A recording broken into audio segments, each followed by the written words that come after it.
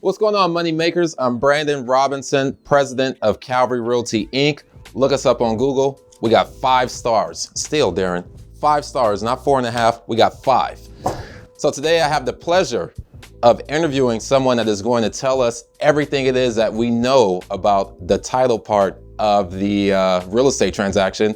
We got the world famous Ticor Title Hall of Fame, Mr. Darren Whitty. Darren, how you doing? Appreciate it, man. Hey, congrats on your 5 stars. Hey, why don't you leave us 5 stars? Have you done it yet? We'll see after this interview how we do.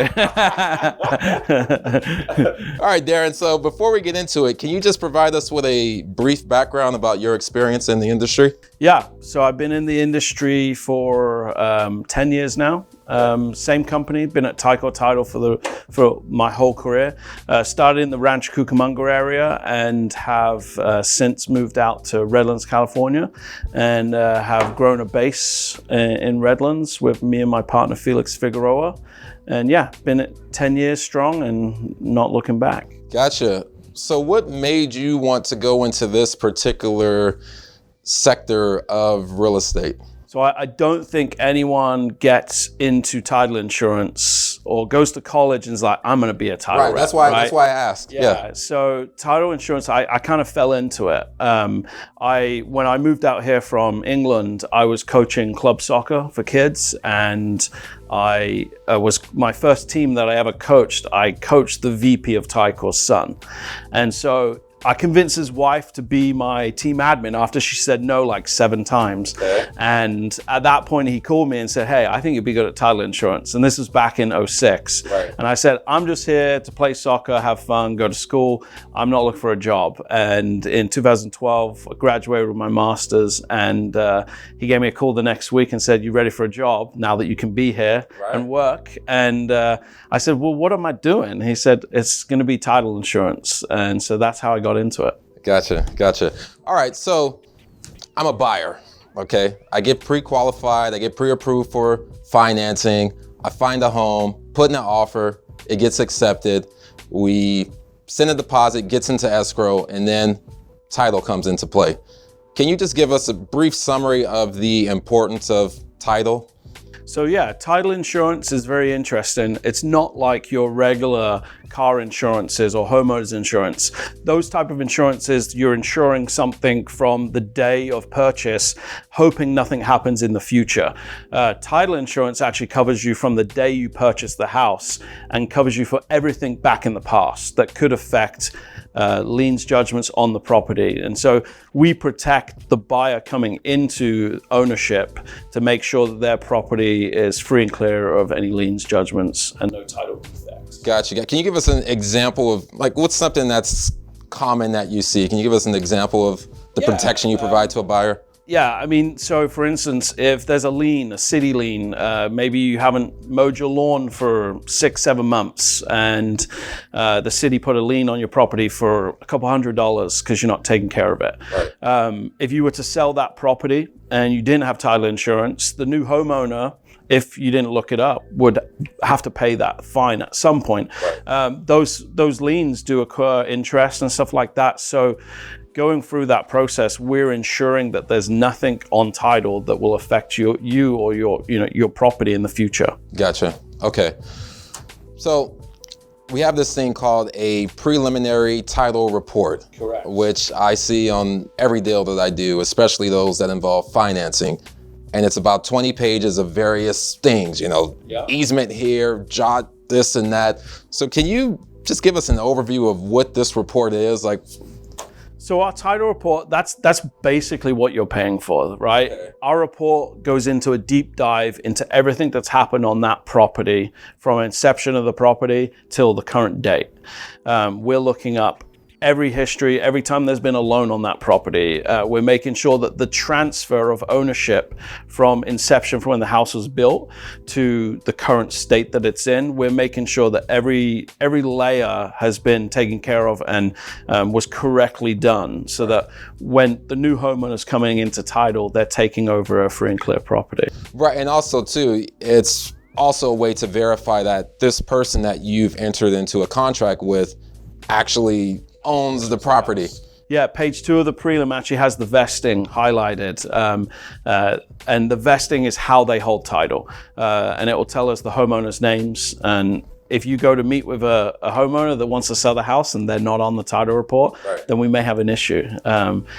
We face a ton of those challenges daily, and our job is to rectify if there is issues, or find out what's going on in a transaction and why this person thinks they own the home. Yeah, okay. And you know what? It's funny you say that, because I was in the car driving, listening to the news radio, and there was an advertisement that came up about title insurance, protection against title insurance fraud. I guess you can let me know one way or another, but I guess it's common for thieves to actually get somebody's title and take out loans on the title or sell it even though they don't have authority. Is that correct? Title fraud is huge.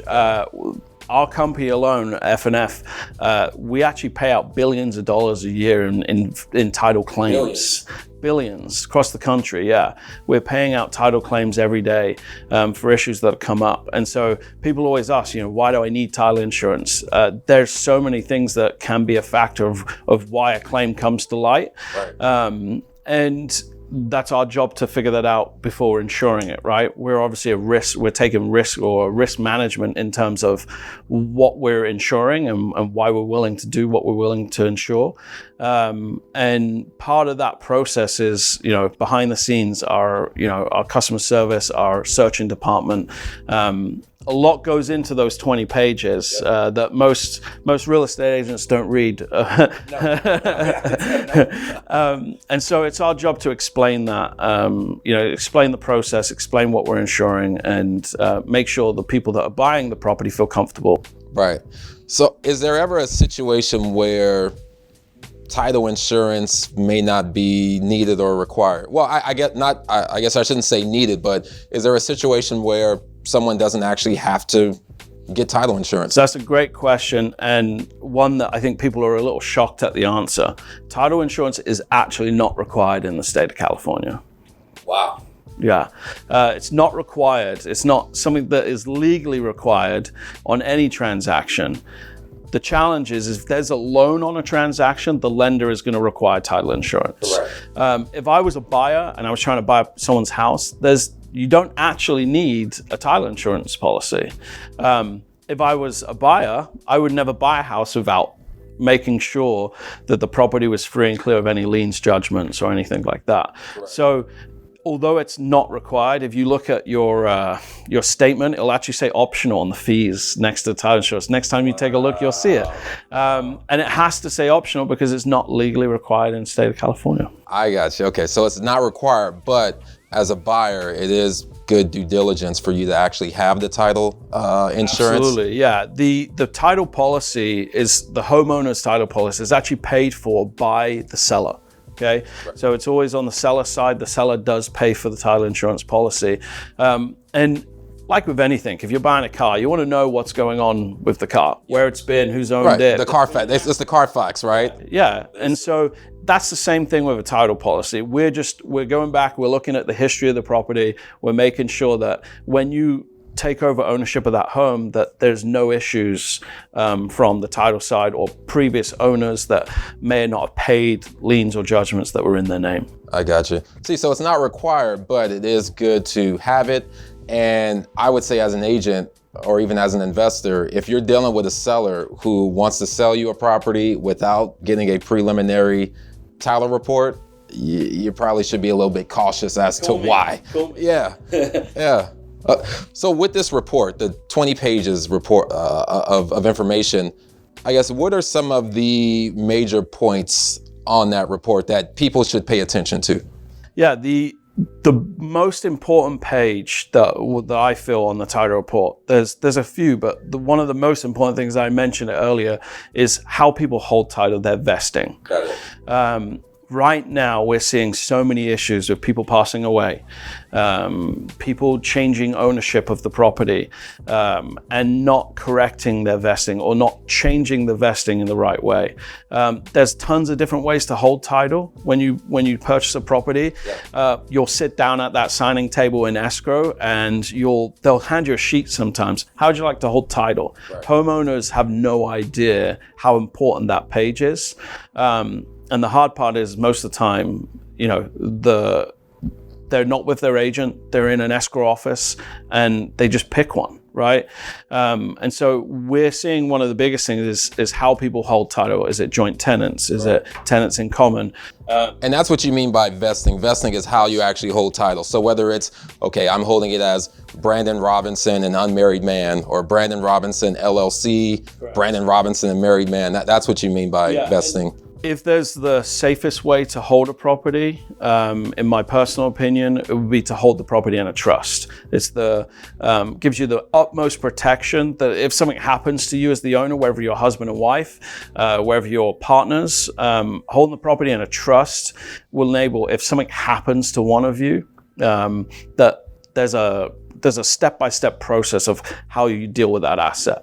Okay. So if I was to recommend anyone, if you do own a home or if you're looking to purchase a home, at some point you want to protect that asset from having to go to probate or one of those type of issues that may come up. And so holding the property in the trust is the best and safest way to hold title. Can you explain what probate is just for the... Absolutely, yeah. So if me and my wife own a property as joint tenants, that means if something happens to one of us, the other one, will take over ownership of the property. Right. If something happens to both me and my wife, and I have kids or, family members that are also, a part of, our life, then where does the property go at that point? So if me and my wife hold title as husband and wife as joint tenants and we both pass away, how does my kids take over that asset? Okay.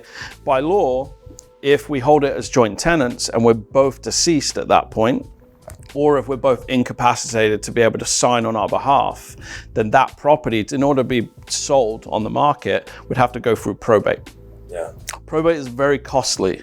Probate attorneys love the fact that we have this crazy system in California of how to hold title because they benefit from it. And we work very closely with a ton of local, probate and trust attorneys. Our big goal for a lot of our clients is trying to help people sit down with these professions, get a trust drawn up so that in future, 10, 15 years down the line, if something does happen to the homeowners, there's a step-by-step process of who can take over the ownership of the property, what happens to that asset, without having to go get a judge approval.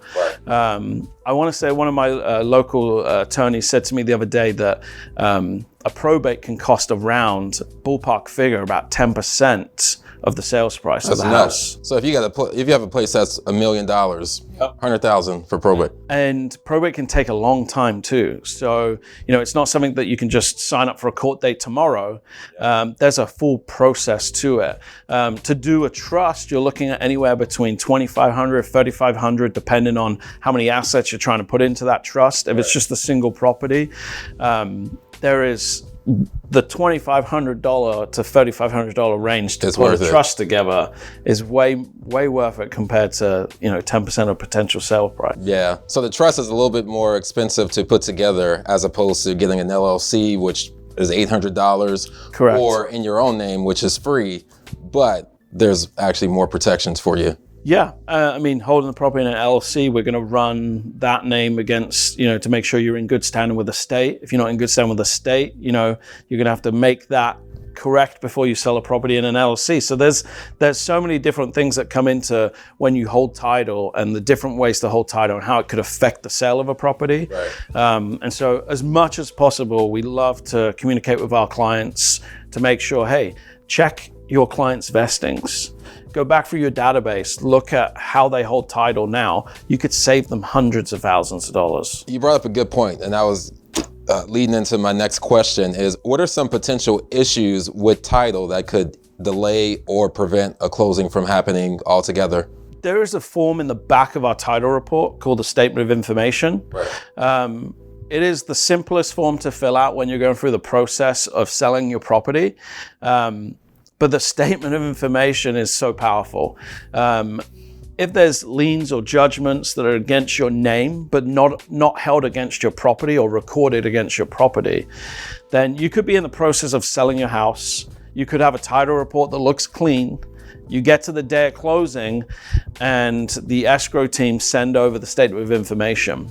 Yep. We then run that Statement of Information. We're like, oh, there's a child support lien. There is That's the worst one. Property tax or unpaid taxes. Yep.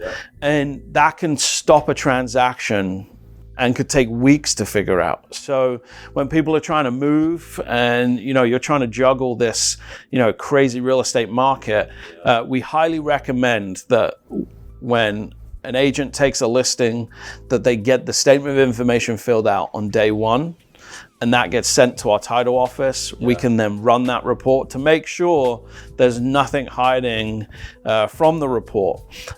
It's so important, and it's probably one of the biggest hiccups that happens in most transactions, is that you have to understand the process. So your listing agent puts the property into escrow, then get all the documentation.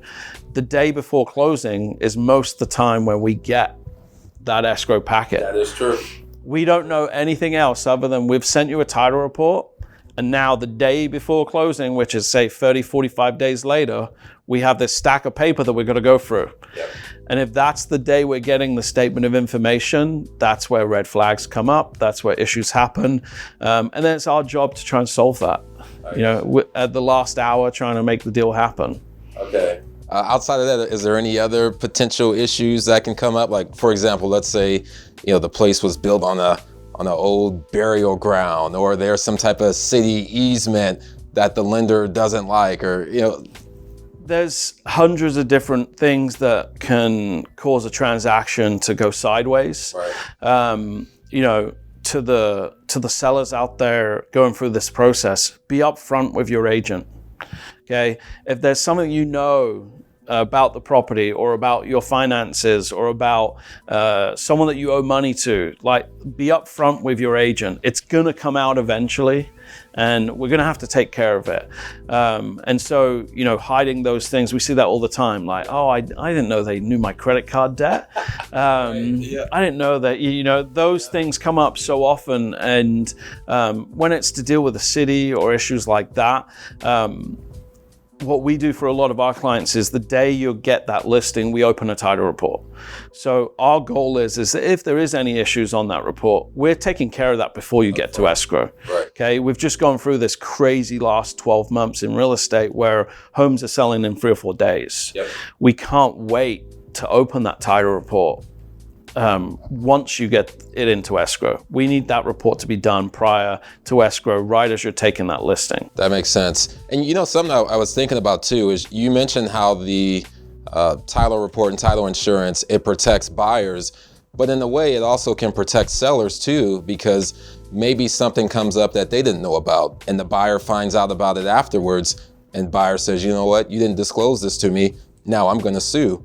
So in a way, It does insure both sides. On a title policy where there is a loan involved, there's actually 2 sides to the title policy, right? We have the owner's transaction or the owner's policy, and then we have the lender's policy. Right. So not only are we ensuring the buyer coming in that everything's right, we're also ensuring the lender that's putting the money down for the person to buy the property, that we've done our due diligence and that there's nothing, that can attack title.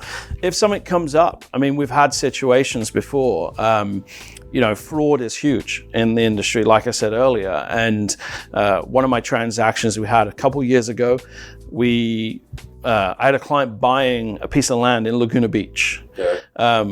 It was owned by an LLC. So when a property is owned by an LLC, we have to have the LLC documents. Right. We have to know who's authorized signer. Yep.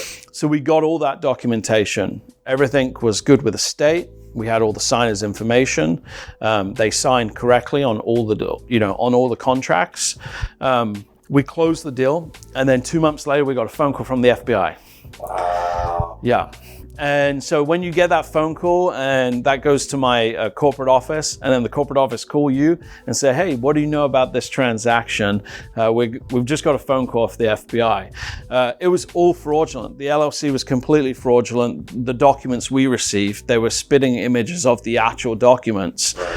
And the landowner... So they just faked the articles of incorporation. Everything was just all fraudulent. And the landowner basically said, hey, I did not sell my land. Wow. Well, in the meantime of that happening, my client had not only purchased the land, they had also refinanced on the land, and they were about to start building. Wow. So these are situations where title insurance comes in huge for you, because who represented the buyers? We did.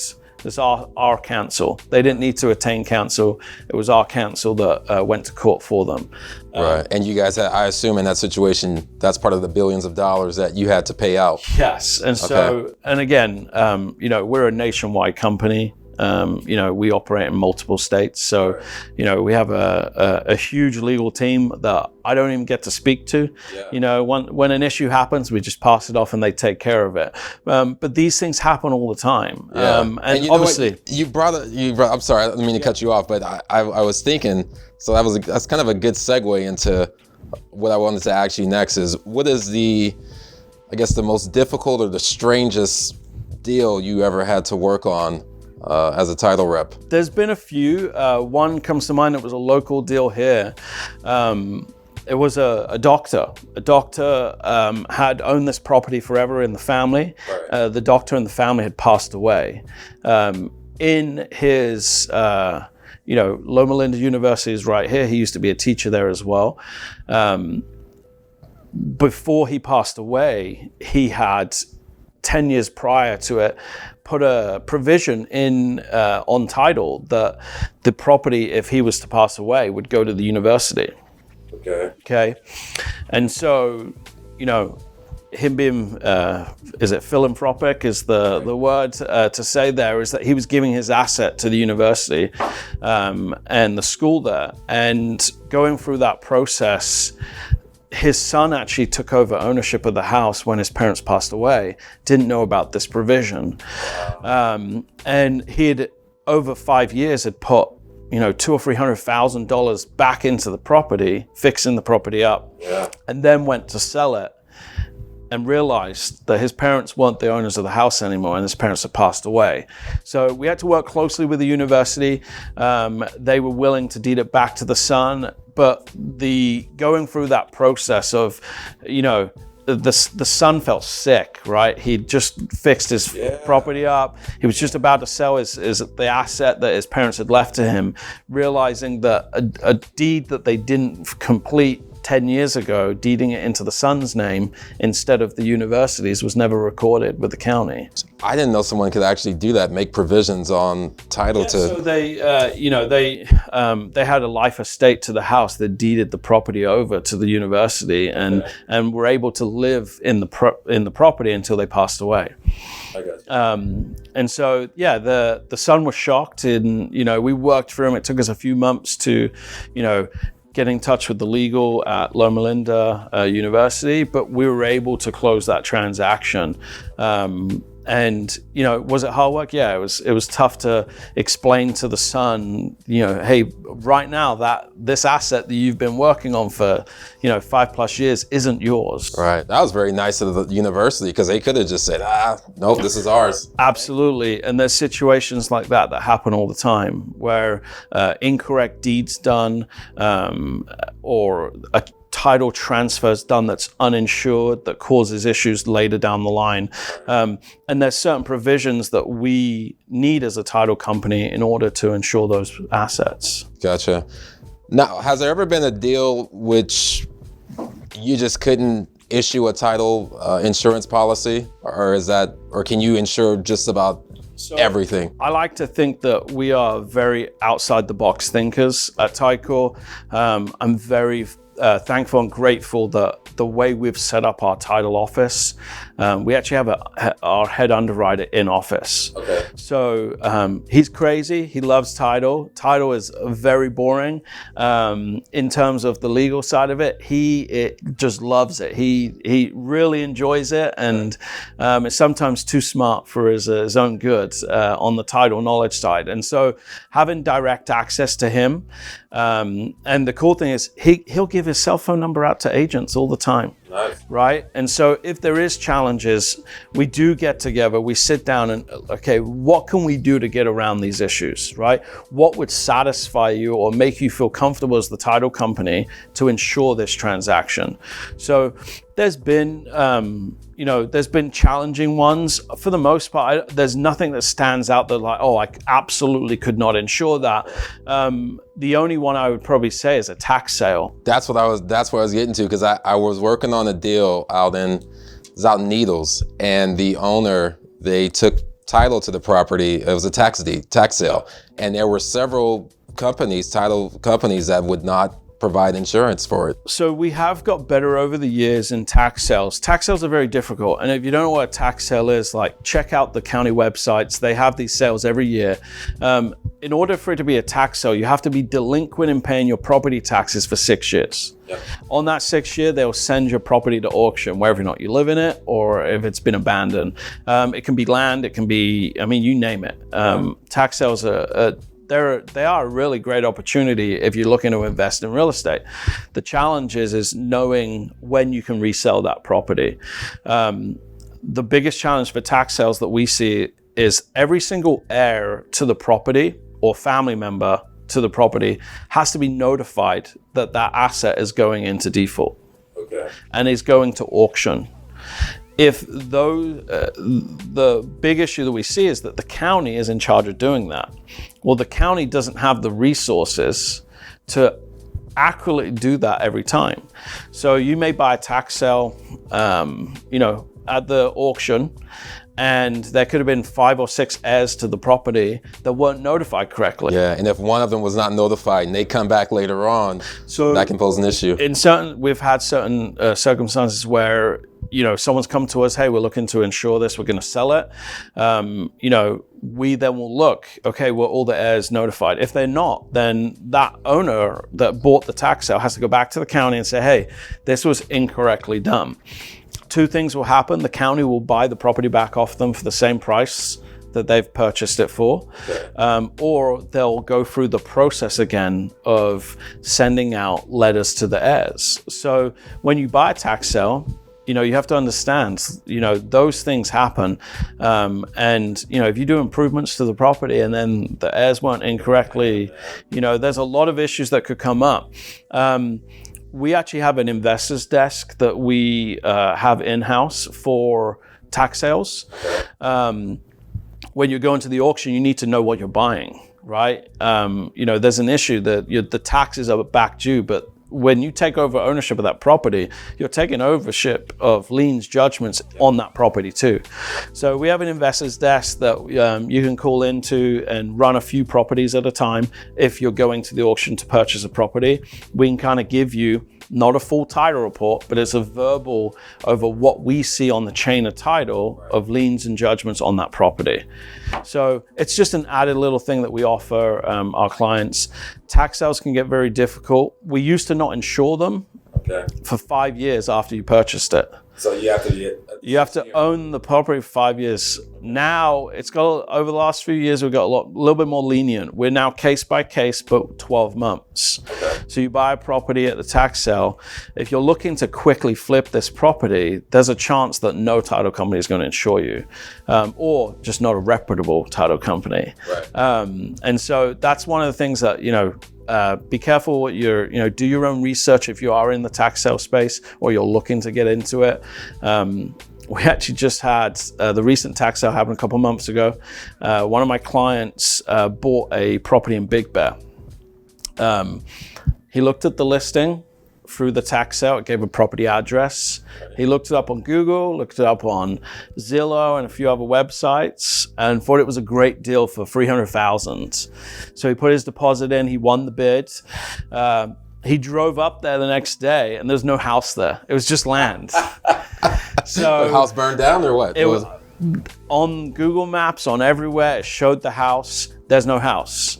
Wow. So he went back to the county and said, "Hey, look, like, obviously there's a mistake. Right. You know, we bought this based off of there being a house on it. The listing showed that there should be a house on it, but there was no house. And, you know, he had a $5,000 deposit that was down with them. And you have 5 days to pay the rest of the amount when you're at a tax sale. And so he lost his deposit.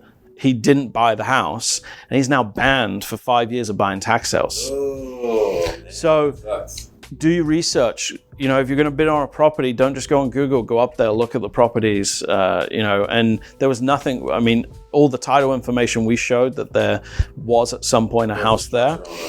But if you don't go in person, you won't know. Yeah. Man, well, Darren, you've provided us with a wealth of information, a wealth of knowledge in terms of title. Before we end, is there anything else that you'd like to say or cover that we hadn't addressed? No, you know, title can be intimidating. Challenges come up on properties all the time. You know, get in contact with us, be open with us, tell us the situation that's going on. Our goal is to insure every property. And like I said, with me and my team, we are very outside the box thinkers. You know, we will, you know, get the information that you're giving us, and we'll vet it before going to our title units and see what we can do on these challenges, if there is any. And really, other than that, like, yeah, for agent wise, you know, we are forward thinking, and you know, title's fun at the end of the day. I know it might be boring for some, but we make title fun, I guess. And we like to say we do title differently, you know, and we take a more personal approach to it. And yeah, that's me. Okay.